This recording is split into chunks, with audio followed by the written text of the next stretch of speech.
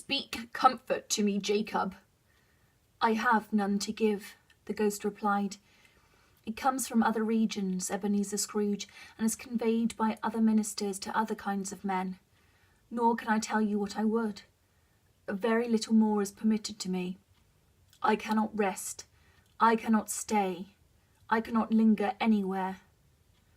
My spirit never walked beyond our counting-house, mark me. In life my spirit never roved beyond the narrow limits of our money-changing hole, and weary journeys lie before me." It was a habit with Scrooge, whenever he became thoughtful, to put his hands in his breeches pockets. Pondering on what the ghost had said, he did so now, but without lifting up his eyes or getting off his knees. "You must have been very slow about it, Jacob," Scrooge observed in a business-like manner, though with humility and deference.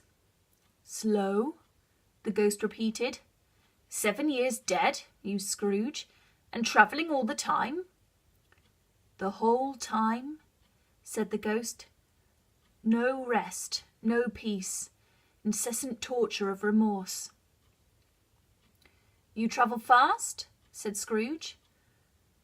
"On the wings of the wind," replied the ghost. "You might have got over a great quantity of ground in 7 years," said Scrooge. The ghost, on hearing this, set up another cry, and clanked its chain so hideously in the dead silence of the night that the ward who would have been justified in indicating it for a nuisance. "Oh, captive bound and double ironed," cried the phantom, "not to know that ages of incessant labour by immortal creatures for this earth must pass into eternity before the good of which is susceptible is all developed. Not to know that any Christian spirit working kindly in its little sphere, whatever it may be, will find its mortal life too short for its vast means of usefulness. Not to know that no space of regret can make amends for one's life's opportunity misused. Yet such was I. Oh, such was I." "But you were always a good man of business, Jacob," faltered Scrooge, who now began to apply this to himself. "Business!" cried the ghost, wringing its hands again. "Mankind was my business. The common welfare was my business. Charity, mercy, forbearance, and benevolence were all my business. The dealings of my trade were but a drop of water in the comprehensive ocean of my business." It held up its chain at arm's length, as if it were the cause of all its unveiling grief, and flung it heavily upon the ground again. "At this time of the rolling year," the spectre said, "I suffer most. Why did I walk through crowds of fellow beings with my eyes turned down, and never raise them to that blessed star which led to the wise men, to the poor abode? Were there no poor homes to which its light would have conducted me?" Scrooge was very much dismayed to hear the spectre going on at this rate, and began to quake exceedingly. "Hear me," cried the ghost. "My time is nearly gone." "I will," said Scrooge, "but don't be hard upon me. Don't be flowery, Jacob, pray." "How it is that I appear before you in a shape that you can see, I may not tell.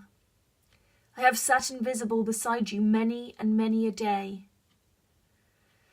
It was not an agreeable idea. Scrooge shivered and wiped the perspiration from his brow.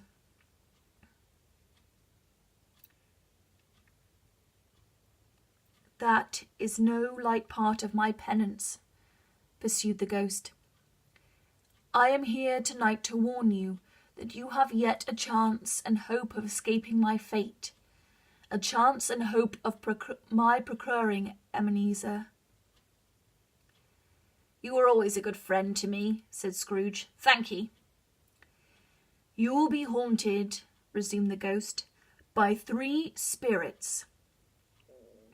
Scrooge's countenance fell almost as low as the ghost's had done. "Is that the chance and hope you mentioned, Jacob?" he demanded in a faltering voice. "It is." I think I'd rather not, said Scrooge. Without their visits, said the ghost, you cannot hope to shun the path I tread.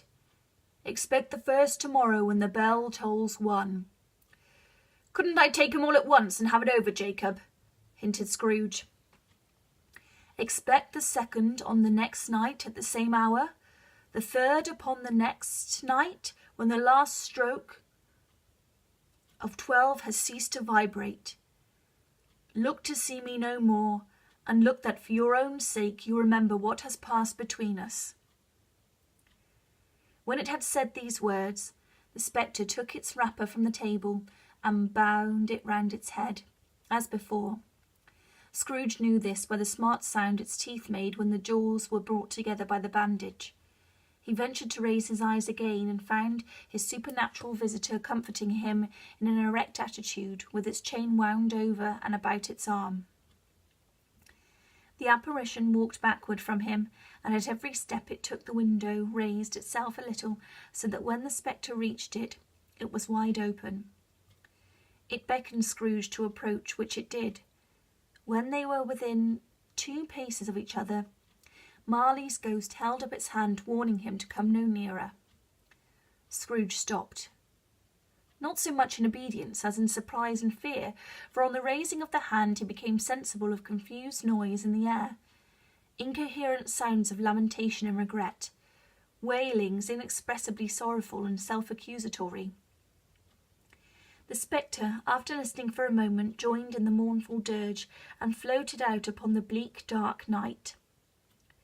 Scrooge followed to the window, desperate in his curiosity. He looked out. The air was filled with phantoms, wandering hither and thither in restless haste and moaning as they went. Every one of them wore chains like Marley's ghost. Some few, they might be guilty governments, were linked together. None were free. Many had been personally known to Scrooge in their lives. He had been quite familiar with one old ghost in a white waistcoat with a monstrous iron safe attached to its ankle, who cried piteously at being unable to assist a wretched woman with an infant, whom it saw below upon a doorstep. The misery with them all was clearly that they sought to interfere for good in human matters and had lost the power for ever.